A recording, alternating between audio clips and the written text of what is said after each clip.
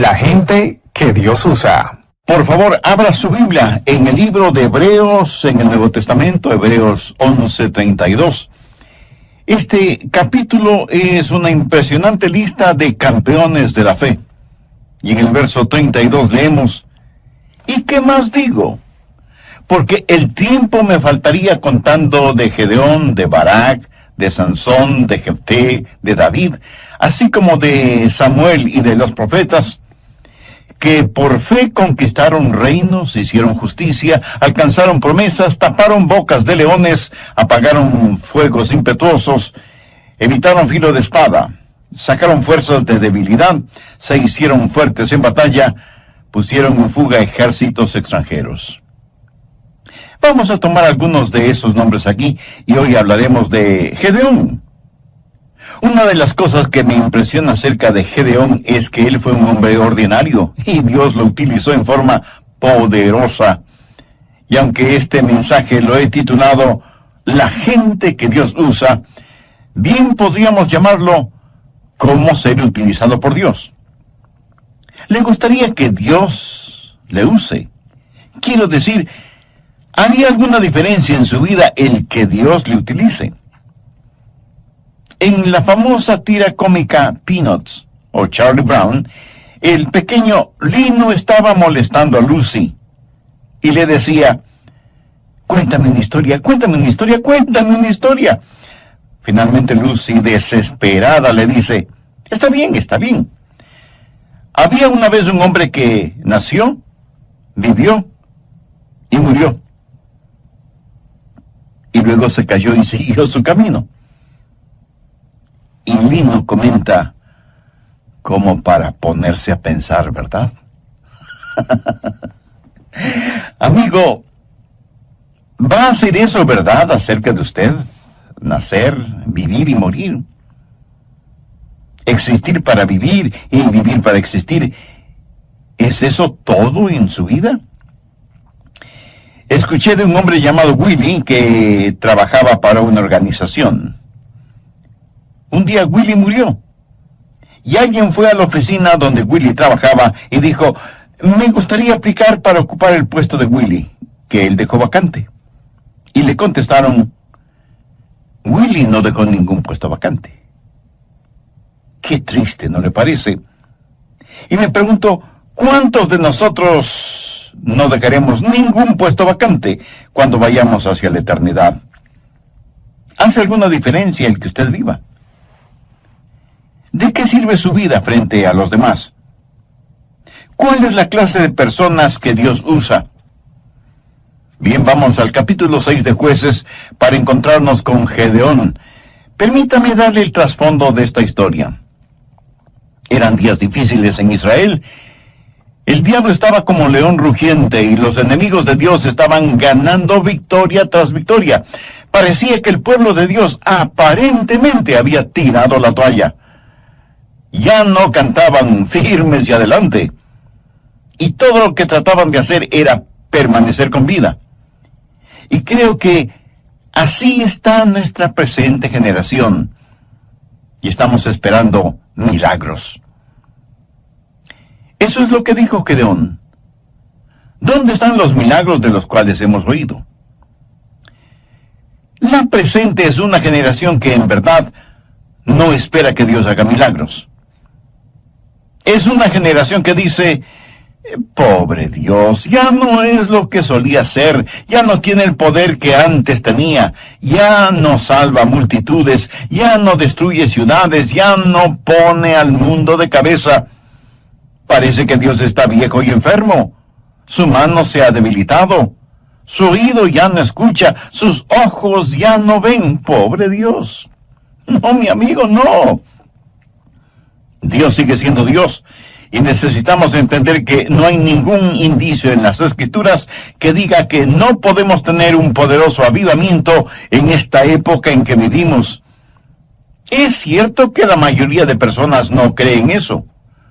Cuando se habla de avivamiento, la gente sencillamente sonríe y dice que más bien está esperando el retorno de Jesús. Yo, como predicador de la palabra de Dios, quiero decirle que nunca ha habido una mejor época que esta para la predicación del glorioso Evangelio de Jesucristo. Y quiero decirle algo más. Dios le quiere a usted, señor. A usted, señora. A ustedes, jovencitos y niños. Dios los quiere en medio de todo esto porque Dios tiene un plan para su vida.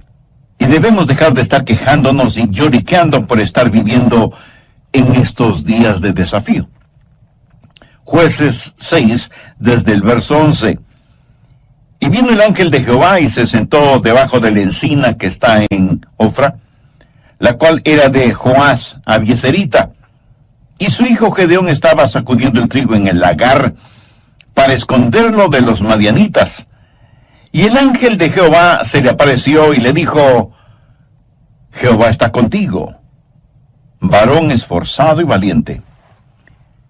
Estas palabras del ángel seguramente sorprendieron a Gedeón porque él ciertamente no se consideraba ni esforzado ni valiente. La verdad es que él tenía mucho miedo por todo lo que estaba sucediendo. Mire la respuesta de Gedeón en el verso 13.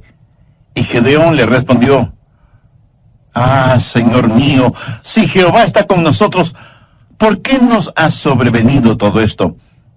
¿Y dónde están todas sus maravillas que nuestros padres nos han contado, diciendo: ¿no nos sacó Jehová de Egipto? Y ahora Jehová nos ha desamparado. Estoy seguro que hay muchos en la actualidad que sienten de la misma manera. Oh, cuán maravillosos fueron los tiempos pasados, cuando Dios se manifestaba tan poderosamente, pero ahora Dios nos ha dado las espaldas, Dios nos ha olvidado. ¿Sabe lo que Gedeón estaba tratando de hacer? Estaba tratando de culpar a Dios por todos los problemas. Gedeón estaba esperando en Jehová, pero la verdad es que Dios estaba esperando en Gedeón. Gedeón dijo: y ahora Jehová nos ha desamparado y nos ha entregado en mano de los madianitas. Y mirándole Jehová le dijo: ve con esta tu fuerza. Aquí tenemos a un hombre muerto de miedo, a quien Dios le llama hombre de valor, y le dice: ve con esta tu fuerza y salvarás a Israel de la mano de los madianitas. ¿No te envío yo? Entonces le respondió: ah, Señor mío, ¿con qué salvaré yo a Israel? He aquí que mi familia es pobre en Manasés, y yo el menor de la casa de mi padre. Jehová le dijo: ciertamente yo estaré contigo, y derrotarás a los madianitas como a un solo hombre. En otras palabras, Dios le dijo a Gedeón: Gedeón, tengo un trabajo para ti, porque eres un hombre de valor.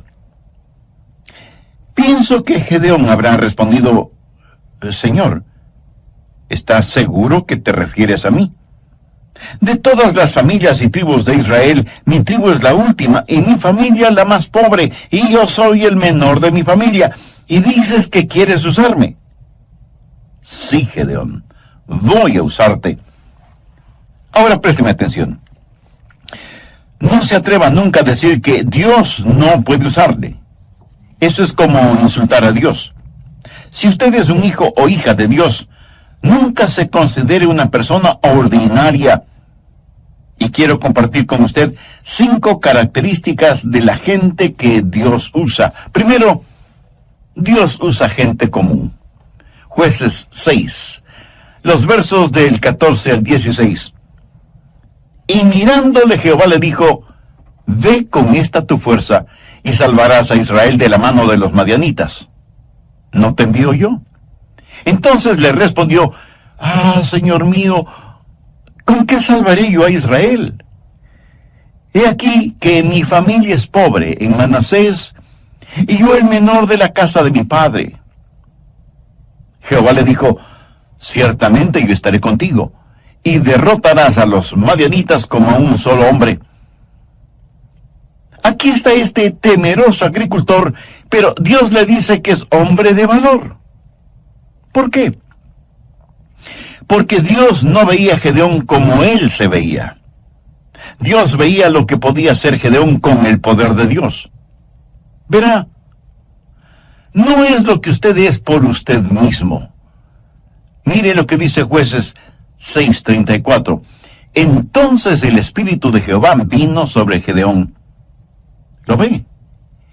En el idioma hebreo, este verso dice literalmente, el Espíritu del Señor se vistió a sí mismo con Gedeón. ¿Cómo le gustaría a usted que Dios se vistiera de usted como si fuera ropa? Por lo tanto, no es necesariamente el hombre, es Dios en el hombre. Y Dios se vestirá de usted como si fuera su propia ropa. Dios usa gente común. Anota el margen 1 Corintios 1:26. Pablo está hablando a ese grupo de creyentes que iban a poner al mundo de cabeza y dice, pues mirad, hermanos, vuestra vocación, que no sois muchos sabios según la carne, ni muchos poderosos, ni muchos nobles, sino que lo necio del mundo escogió Dios para avergonzar a los sabios, y lo débil del mundo escogió Dios para avergonzar a los fuertes. Dios usa esa clase de personas como nosotros. ¿Qué es lo que Dios está diciendo? No es cuestión de títulos, sino de relación. No es cuestión de habilidad, sino de disponibilidad. No es cuestión de fama, sino de fe.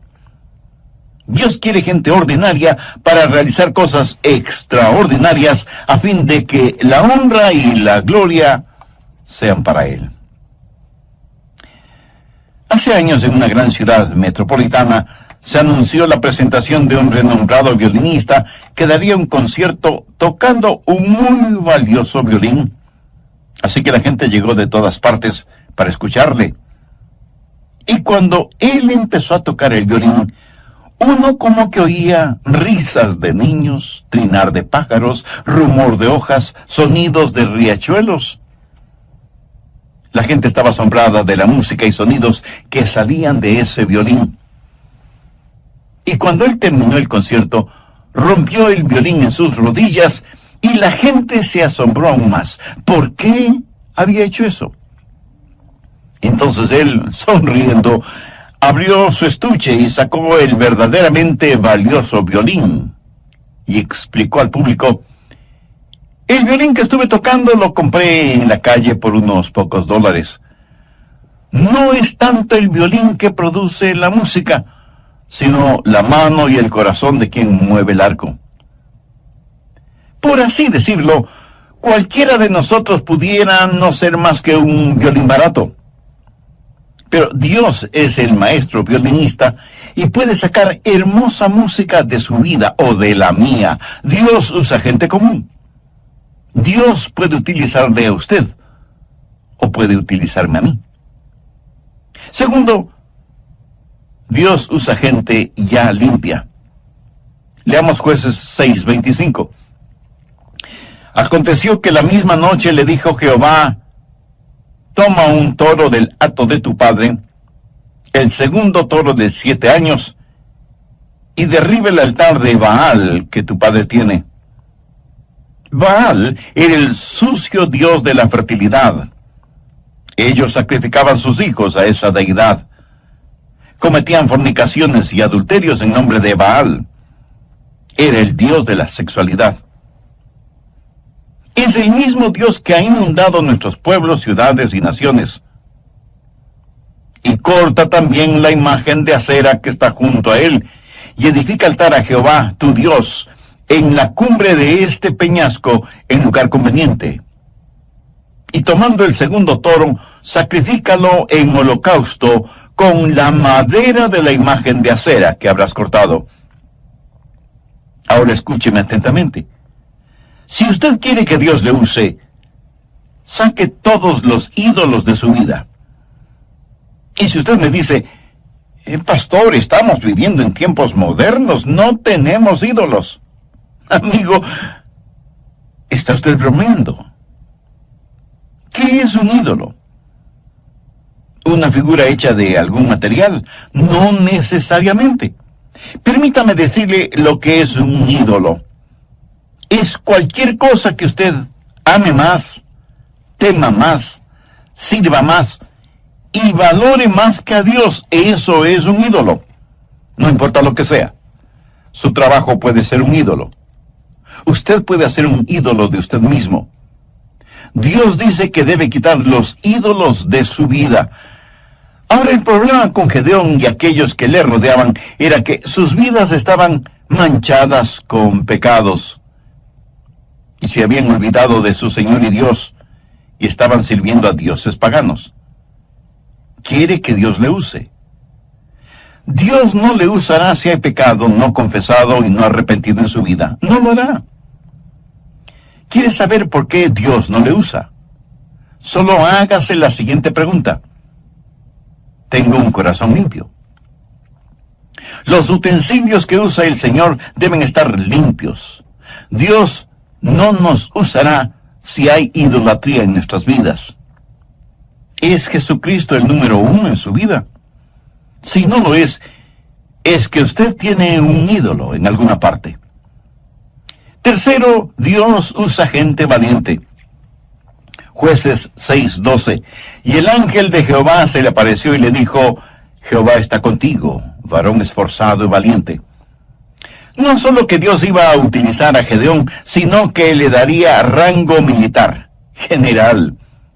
Y Dios le dijo, Gedeón, toca la trompeta. Y reúne un ejército. Y 32,000 personas vinieron a ayudarle a librar a los israelitas de la opresión de los madianitas.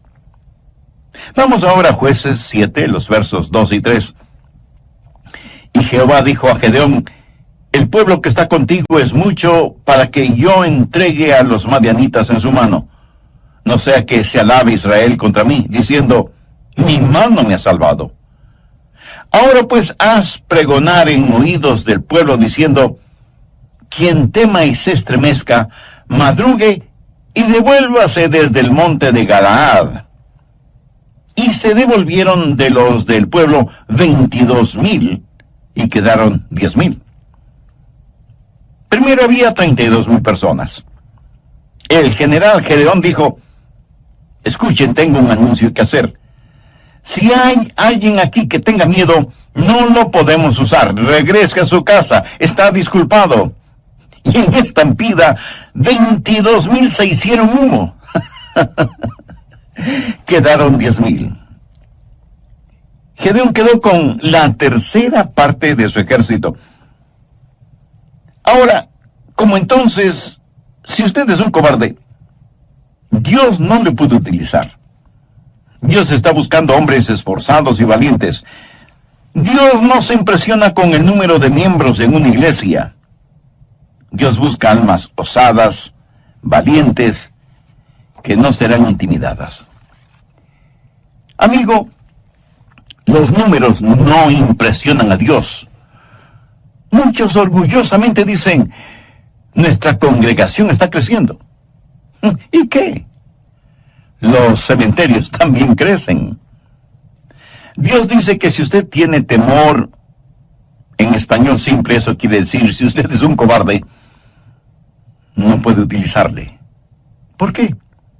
Porque el temor y el miedo es infeccioso. Pero este punto lo estudiaremos a profundidad en nuestro próximo programa. No quiero finalizar hoy sin antes preguntarle, ¿está siendo usted utilizado por Dios? ¿Hay la disponibilidad de su parte para que Dios haga su voluntad en su vida?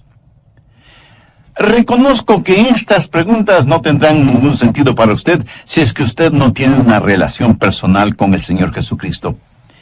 ¿Qué significa tener una relación personal con Él? Significa creer en Él, no solo en forma intelectual, sino confiar en Él y recibirle como el único Salvador y Señor.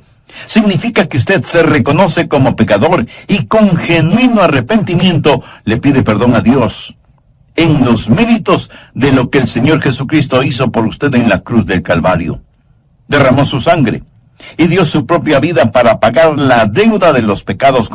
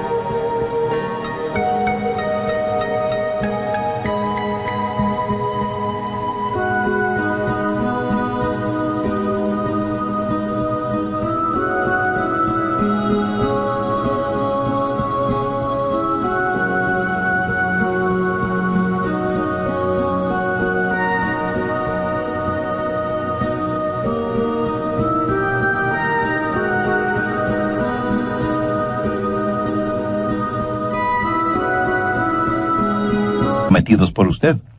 Significa que usted le entregue el control de su vida para que Él se manifieste por su intermedio. Significa que usted podrá decir, como dijo el apóstol Pablo, no vivo ya yo, sino que Cristo vive en mí. Significa que es que me dan miedo. Bien, no estoy hablando de temores normales, como tener temor de las serpientes o el temor que se siente cuando, estando en un avión, ese avión es sacudido por una fuerte tormenta y nuestro corazón late aceleradamente. Hay miedos y temores normales. Son como autoprotectores, un instinto que Dios ha puesto en nosotros. Ahora, lo que sí es diferente es tener un espíritu de temor. ¿Ha visto usted a personas con un espíritu de temor? Veamos lo que dice Deuteronomio 28. Y volverán los oficiales a hablar al pueblo y dirán, ¿quién es hombre medroso y pusilánime? Vaya y vuélvase a su casa, y no apoque el corazón de sus hermanos como el corazón suyo. Dios dice que si hay una guerra, aquellos que tienen miedo no deben ir, porque no solo que no serán buenos soldados, sino que infectarán a otros con su temor. Por favor, busque 1 de Timoteo 1:7. Porque no nos ha dado Dios espíritu de cobardía, sino de poder, de amor y de dominio propio. ¿Qué es un espíritu? El espíritu de poder y de amor y de dominio propio. Y esa expresión dominio propio literalmente significa una mente que no puede ser avasallada.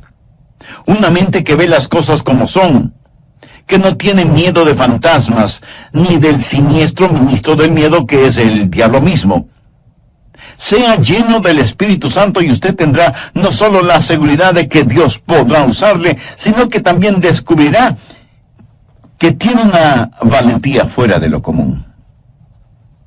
Cuarto, Dios usa personas cautas. Estoy seguro que de inmediato usted me dirá que eso es contradictorio. Pues no lo es. Veamos Jueces 7, los versos del 4 al 8. Y Jehová dijo a Gedeón, aún es mucho el pueblo, llévalos a las aguas, y allí te los probaré. Y del que yo te diga, vaya este contigo, irá contigo. Mas de cualquiera que yo te diga, este no vaya contigo, el tal no irá. Entonces llevó el pueblo a las aguas, y Jehová dijo a Gedeón, cualquiera que lamiere las aguas con su lengua como lame el perro, a aquel pondrás aparte. Asimismo, a cualquiera que se doblare sobre sus rodillas para beber. Y fue el número de los que lamieron llevando el agua con la mano a su boca, 300 hombres.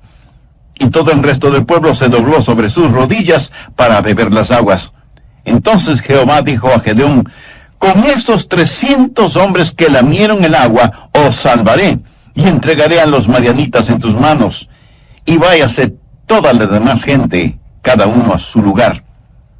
Y habiendo tomado provisiones para el pueblo y sus trompetas, envió a todos los israelitas cada uno a su tienda, y retuvo a aquellos 300 hombres, y tenía el campamento de Madián abajo en el valle.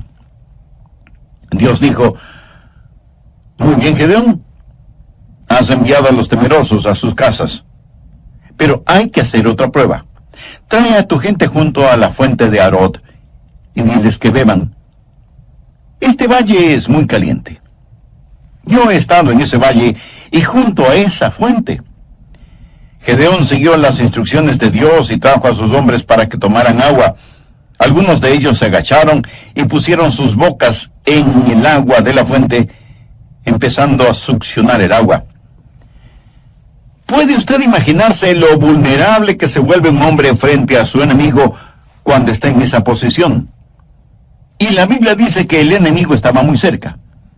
Sin embargo, hubo un grupo de 300 hombres que cogieron el agua entre sus manos y se las acercaban a la boca, siempre cautos, mirando hacia todo lado. Estos eran hombres cautelosos. Y usted dirá, pensé que hablábamos de hombres valientes. Sí, valientes y cautelosos. Me fascina el balance que encontramos en la Biblia. Mientras en una parte nos dice que no debemos ser amedrentados por nuestros adversarios, en otra nos aconseja estar sobrios y vigilantes, porque vuestro adversario, el diablo, como león rugiente, busca a quien devorar. ¿Está usted en guardia? ¿Sabe lo que el pecado es muy frecuentemente? El pecado es una oportunidad inesperada, una vida desprotegida y una debilidad no detectada.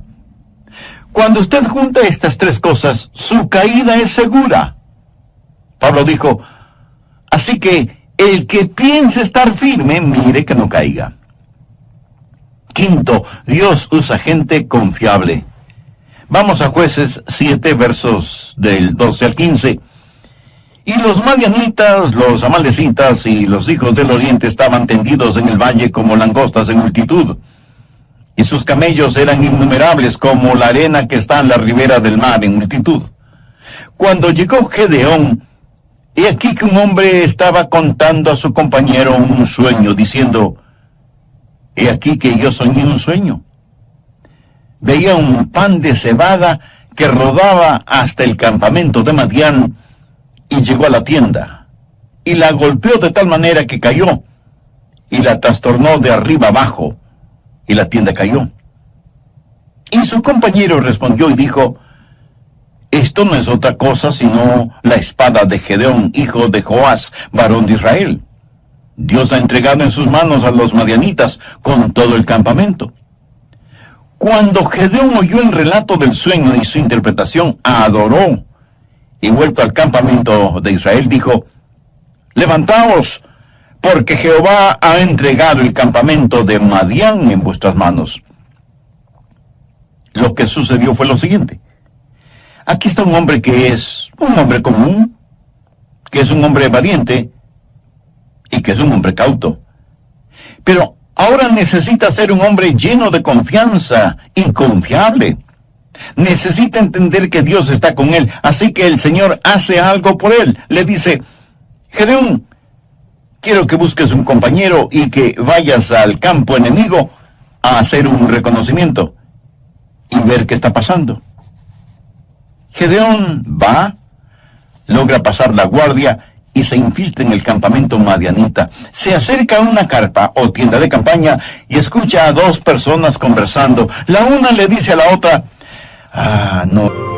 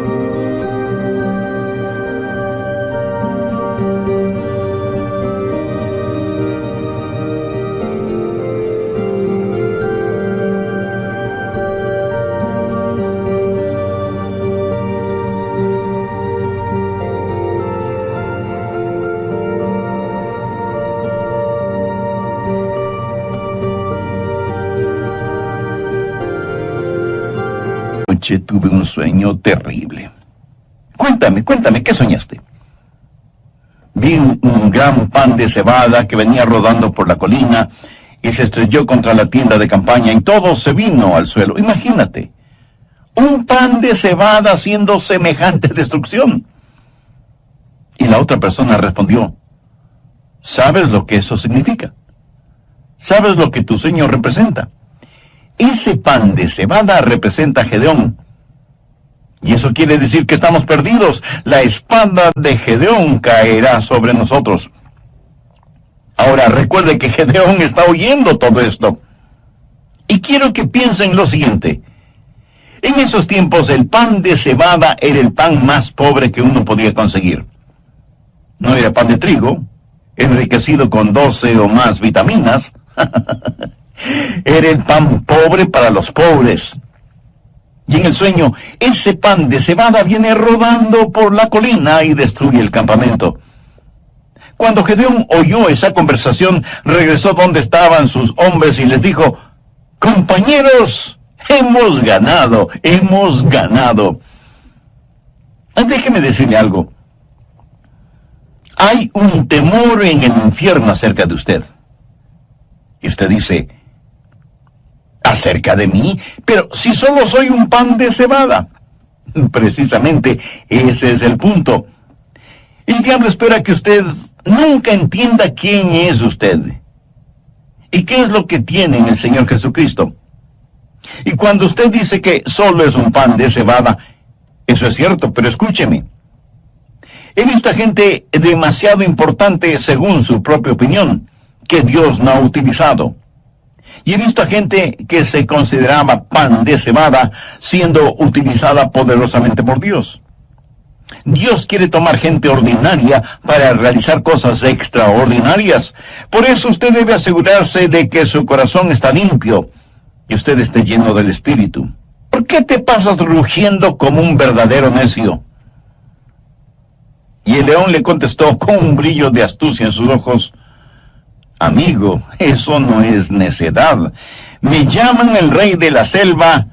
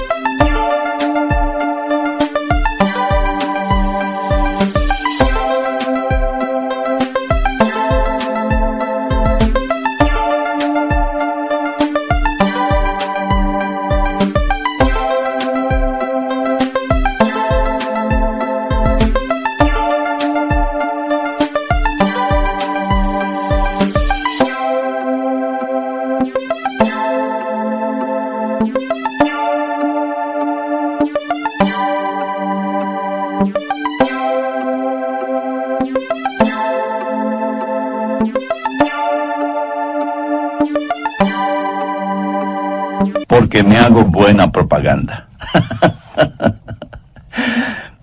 Un conejito escuchó esta conversación y corrió como un rayo hacia su madriguera.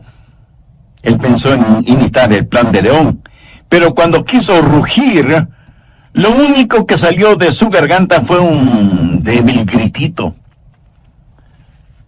Un zorro que pasaba por ahí en ese momento oyó ese gritito, se acercó a la madriguera para investigar y terminó comiendo un sabroso fricasé de conejo. Moraleja: cuando usted quiere hacerse propaganda, asegúrese de que tiene los atributos necesarios.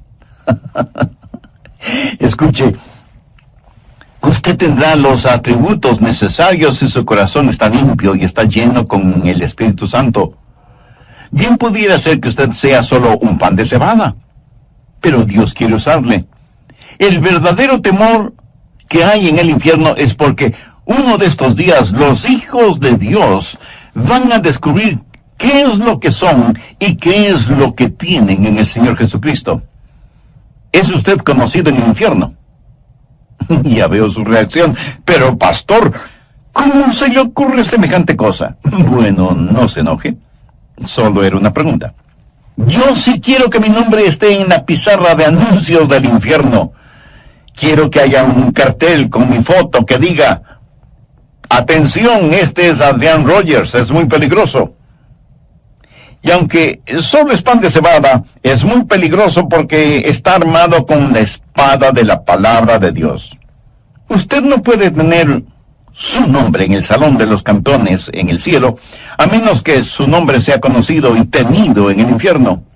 En el libro de los Hechos encontramos a unos hombres, de hecho, 7 hijos de un sacerdote judío llamado Esceva. Veamos Hechos capítulo 19, verso 13. Pero algunos de los judíos exorcistas ambulantes intentaron invocar el nombre del Señor Jesús sobre los que tenían espíritus malos, diciendo: os conjuro por Jesús, el que predica Pablo. Ellos no tenían un conocimiento personal de Jesús. Sabían acerca de él por la predicación de Pablo. Ahora ponga mucha atención al verso 15. Pero respondiendo el espíritu malo dijo: a Jesús conozco, y sé quién es Pablo. Pero vosotros, ¿quiénes sois? Por favor, no pase por alto las consecuencias de la falsa religión. Vea lo que dice el verso 16. Y el hombre en quien estaba el espíritu malo, saltando sobre ellos y dominándolos, pudo más que ellos, de tal manera que huyeron de aquella casa desnudos y heridos. Eso es religión de segunda clase. Ellos no dijeron: en el nombre de Jesús, a quien conocemos. Dijeron: en el nombre de Jesús, el que predica Pablo. Esa es religión de segunda clase. Usted no puede ir por ahí diciendo: en el nombre de Jesús, del cual predica el pastor Rogers. No. Amigos, su nombre necesita ser conocido en el infierno. Los demonios necesitan saber que usted es alguien, una persona ordinaria, pan de cebada, común, pero valiente, cauto, confiable, que está siendo usada por Dios. Dios les dio la victoria ese día. ¿Quiere usted vivir victoriosamente o simplemente se dirá de usted que nació, vivió y murió? ¿Qué diferencia hará usted en el mundo? ¿De qué va a servir su vida? Y por favor, no me venga con el cuento de que usted solo es una persona común, ordinaria. No me diga que es demasiado viejo, o demasiado joven, o demasiado pobre, o falto de educación formal.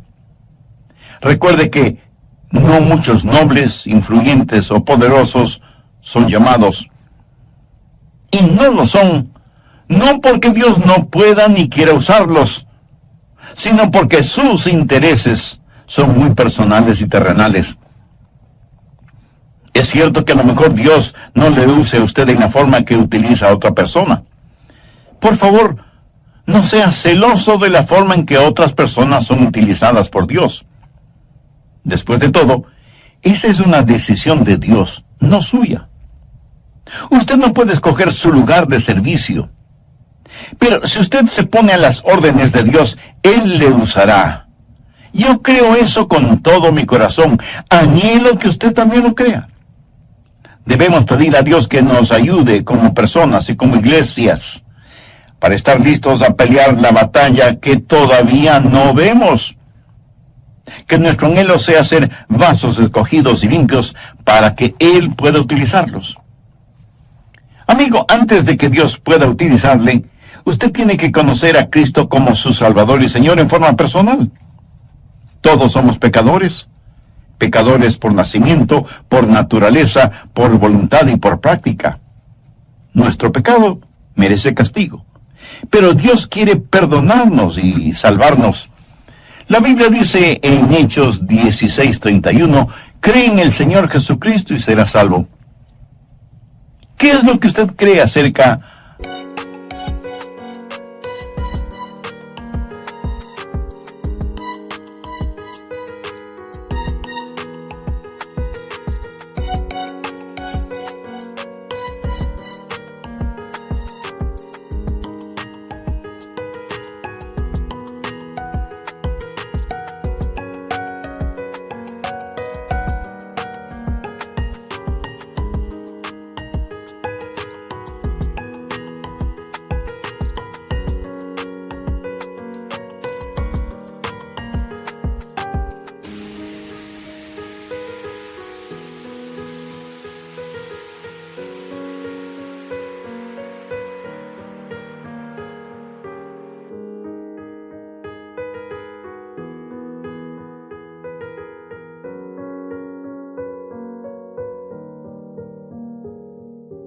del Señor Jesucristo, que Él derramó su sangre por usted y murió en la cruz del Calvario por sus pecados, que resucitó de entre los muertos y que Él puede y quiere salvarle si deposita su fe y su confianza en Él.